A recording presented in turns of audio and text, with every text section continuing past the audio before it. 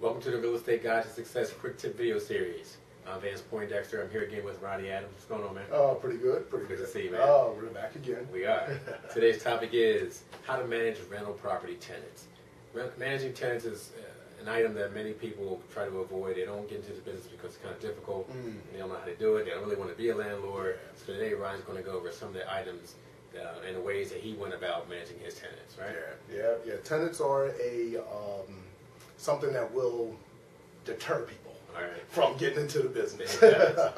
Starting off today, we're going to talk about how do you get tenants? What is your process? How do you go through it? What do you do?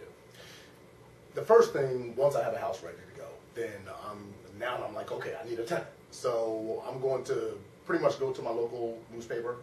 I get most of my tenants right from the newspaper. Really? So right from the newspaper. I don't have to, now some of my houses are Section 8. So that's, people who are getting subsidies of some sort or whatever. Okay. So, they have lists where you can go to their office and you can list your house, and then the tenants will look at, prospective areas or whatever like that, and they'll call you. Right. But I found that really if I put an ad in the paper, you list number of bedrooms, address, the rent that you're looking for, and then I just put a little notation, Section 8 okay, then usually they'll call me. Really? So I don't have a problem getting tenants, and I could run an ad for, generally I'll run it Saturday and Sunday.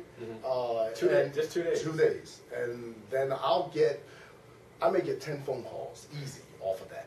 Now if I decide, now it's according to what time of year, because sometimes around that, the holiday, Christmas and New Year's, it'll be like a dead time. Right. Sometimes like right before school starts, because people are already moving, already settled, then there'll be a dead spot. So I kind of, figured out where the dead spots were, so you don't run them during that time. Okay, and then pretty much after that, you always have a tenant. I don't have a problem. What about referrals? You get referrals from other referrals. people? Now I've been in the business a while, right. So like in the beginning, I went with the newspaper, pretty much. But now most of my tenants are referrals, So then I don't, like most people, check credit. Okay, we're going to check your credit. We're going to see if you qualify per se. Sure. I already, I have a different perspective. Everybody can't do what I do, and that is you come in. I'm like, your credit's already beat up. I already know that, So, but I also know that if I give you a decent product, be in the house, I'm going to do my part by taking care of the house as long as you do your part by paying a rent. Right. Then, but I let you in where no one else will. You can't go to the apartments because they're going to check credit. You're out. You can't go to most people who are renting homes because they're going to check your credit. You're out.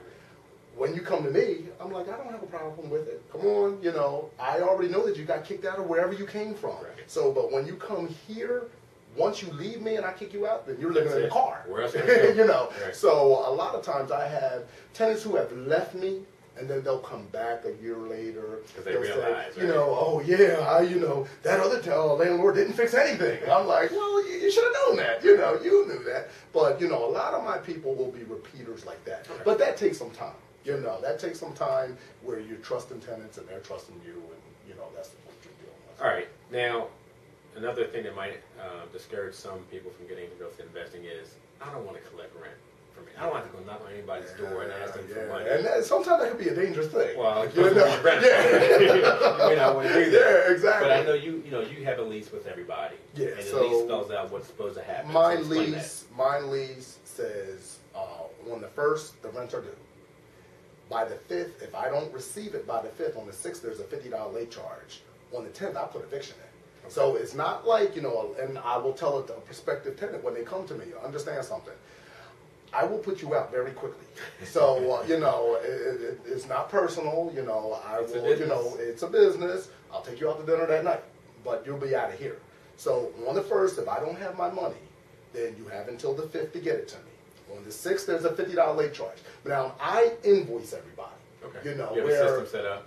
You already, so it goes out. Because I had a tenant said, I forgot it was the 1st. Well, you won't forget anymore. Because then I invoice you. Right. On the On the 5th, around the 6th, you'll get another invoice showing that you have a late fee. Okay. Just like a credit card. Sure. You know, that's what you get. On the 10th, you'll get another letter that says that eviction is You're going not going in. to like that letter. That's not going to be a good letter. That's not a good letter. After that letter, you don't hear from me anymore. You know, 60 days after the eviction goes in, approximately 45, 60 days, because I use a lawyer, so it's slower. You know, you're on the street. Now, if I went down and did it myself, which you can do that, then you can get them out in 3 weeks. You know, but I don't want to deal with having to go to court and this kind of thing.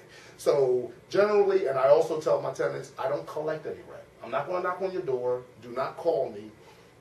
The electric company, they don't knock on your door, nor do they come and say, can we have our money? Right. So they'll just shut off the electric if you don't pay. Usually when I ride by your house, the electric's on. You call me on the telephone, so I know you paid that bill. Right. If you paid that, then you paid me. You send it. You know, so most of my tenants, they do send, well, no, 99% do send their money. They can drop it off. Sure. But every now and then I do go pick some. So you have a process set up for Yeah. when rents are due and the penalties that are incurred if you don't have it on time. Yeah, exactly. And if you get beyond that point, you got to go. Everybody knows what it is.